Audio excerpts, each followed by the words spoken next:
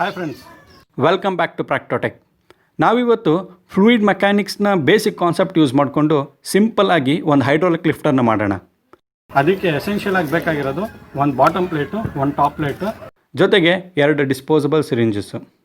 ಇಷ್ಟನ್ನು ಯೂಸ್ ಮಾಡಿಕೊಂಡು miniature hydraulic ಲಿಫ್ಟರ್ನ ಮಾಡೋಣ ಬನ್ನಿ. ಹೈಡ್ರಾಲಿಕ್ ಲಿಫ್ಟರ್ನ ವರ್ಕಿಂಗ್ ಪ್ರಿನ್ಸಿಪಲ್ನ ನೋಡೋದಾದರೆ ಪ್ಯಾಸ್ಕಲ್ ಲಾ ಅಲ್ಲಿ ಎಕ್ಸ್ಪ್ಲೇನ್ ಮಾಡಿರೋ ಹಾಗೆ, when a force is applied to any point of a confined fluid, then the pressure is equally and undiminished transmitted throughout the liquid.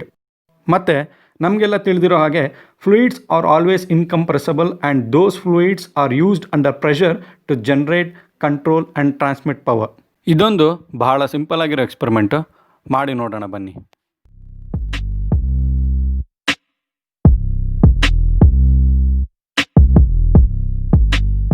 Bottom ಪ್ಲೇಟಲ್ಲಿ marking ಮಾಡಿಕೊಂಡು ಮಧ್ಯದಲ್ಲಿ ಒಂದು hole ಮಾಡ್ಕೊಂಡಿದ್ದೀವಿ.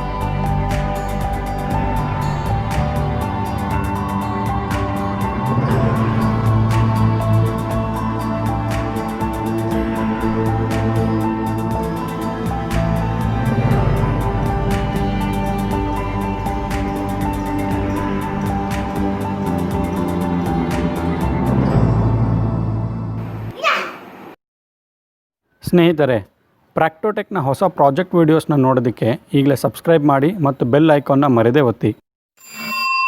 ನಾವು ಮಾಡುತ್ತಿರುವ ಪ್ರಾಜೆಕ್ಟ್ಸ್ ಇಷ್ಟ ಆಗಿದರೆ ದಯವಿಟ್ಟು ಲೈಕ್ ಮಾಡಿ, ಶೇರ್ ಮಾಡಿ ಮತ್ತು ಮುಕ್ತವಾಗಿ ನಿಮ್ಮ ಸಲಹೆಗಳನ್ನು ಕೊಟ್ಟು ನಮ್ಮ ಚಾನಲ್ನ ಗುಣಮಟ್ಟ ಉತ್ತಮಪಡಿಸಿಕೊಳ್ಳಲು ಪ್ರೋತ್ಸಾಹಿಸಿ. ಧನ್ಯವಾದಗಳು.